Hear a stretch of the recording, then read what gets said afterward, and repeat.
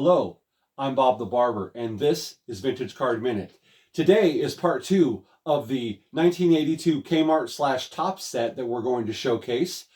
This set basically showcased American National League MVPs from 1962 to 1981. They were commemorating Kmart's 20th year in existence.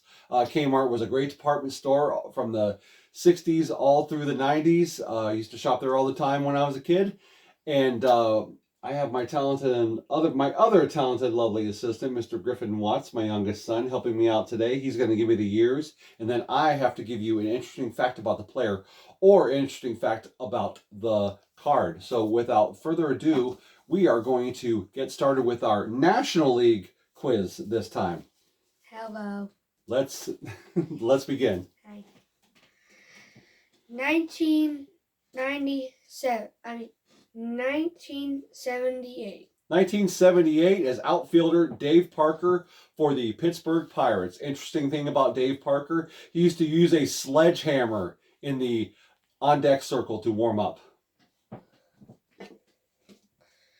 1962. 1962 is shortstop for the Dodgers, Maury Wills. Interesting fact about this card is it does not exist. Maury Wills had an exclusive contract with Fleer from 1962 to 1966. His first Topps card did not appear until 1967. 1963 is left-handed pitcher for the Dodgers, Sandy Koufax. Interesting thing about Sandy Koufax, he is alive to this day. He is a devout Jewish man. He gave up his spot in the rotation during the 1965 World Series because Game 1 fell on Yom Kippur, the highest holy day of Judaism. 1972 is catcher for the Big Red Machine, the Reds, Johnny Bench. Interesting fact about Johnny Bench, he is the youngest person at age 22 to ever win the MVP. 1964, third baseman for the St. Louis Cardinals, Ken Boyer. Interestingly, he played in the 1964 World Series against his brother Cleet, who was the third baseman for the New York Yankees. 1971, catcher Joe Torre. Interesting thing about Joe Torre is when he got hired as the manager for the New York Yankees, the New York Daily News put an article out and called him Clueless Joe. They did not think he was up to the task of being the manager of the New York Yankees. Little did they know he would go on to win 4 straight World Series for the Yankees. 1965, say hey Willie Mays, center fielder for the San Francisco Giants. I'm going to point out something in the movie Major League. There's a character called Willie Mays Hayes.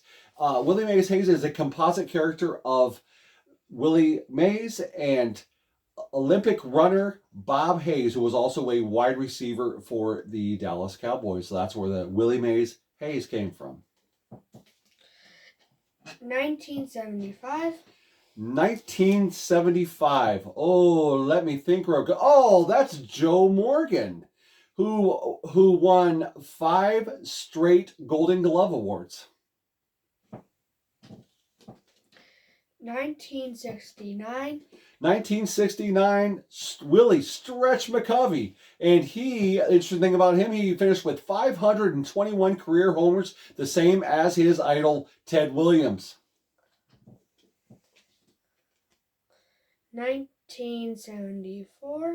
1974 is third baseman slash first baseman Steve Garvey for the Los Angeles Dodgers. Interesting thing about him, when he was a kid, he was a bat boy for the Brooklyn Dodgers, and he worked with none other than Jackie Robinson.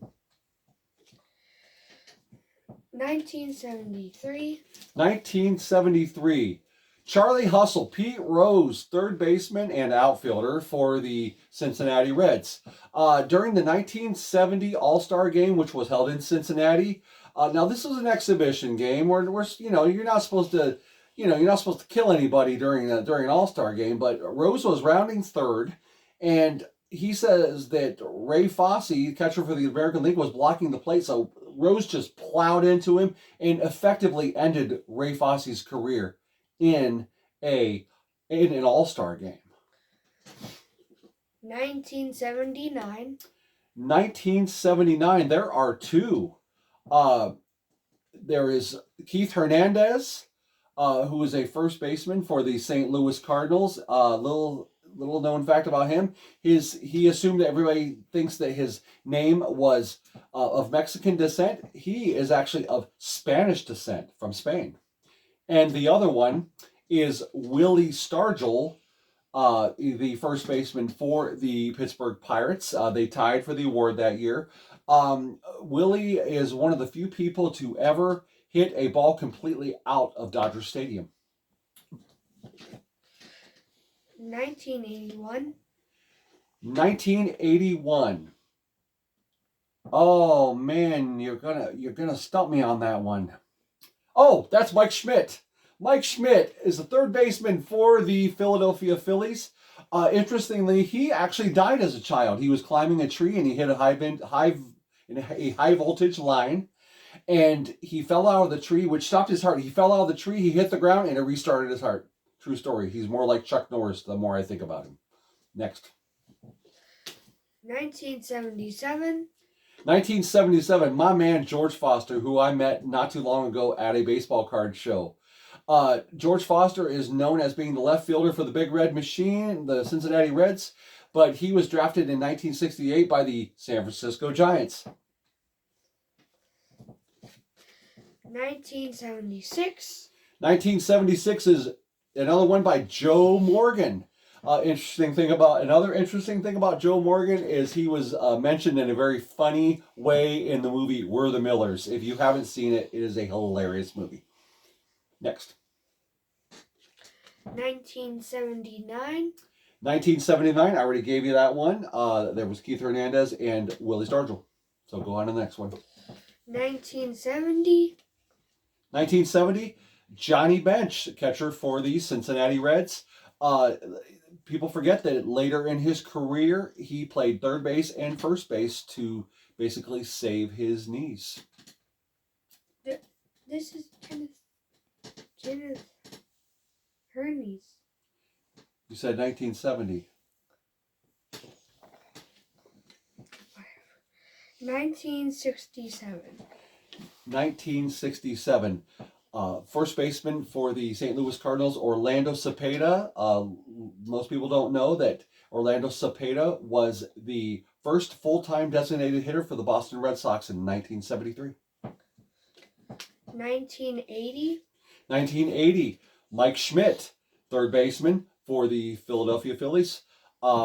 Another interesting thing about Mike Schmidt is he beat stage 3 melanoma. I'm telling you, the guy's more like Chuck Norris the more I think about it. 1966. 1966. That is the great one. That is Roberto Clemente. He was the right fielder for the Pittsburgh Pirates. One of my favorite players and one of my favorite players to collect cards of. Interesting thing about him, he is the only guy to ever be elected to the Baseball Hall of Fame without the 5-year waiting period because of the tragic plane crash that happened to him on December 31st, 1972 while delivering aid to Nicaragua earthquake victims. 1968. 1968. Bob Gibson, pitcher for the St. Louis Cardinals. Bob Gibson and Bob Uecker, a catcher and funny man for the St. Louis Cardinals, were both fined because they are during the 1964 team photo. They were holding hands, and nobody else was smiling in the picture except for Uecker and Gibson. Done. Done? Yep. How'd I do? Good. Did I get 21 out of 21? Yep. All right. Yeah. Give me 5. You're a great helper. Nice. Now you didn't come here. You didn't make any funny faces or anything, did you? because I'm going to re-watch this video. And I want to thank everybody for tuning into my videos and for all the likes, for all the comments, and all the subscribers. You have no idea how much it means to me that you share your time, that you take your time to watch my stuff, and you just have no idea how wonderful you are to me. And I want to thank you from the bottom of my heart. And we will see you next time.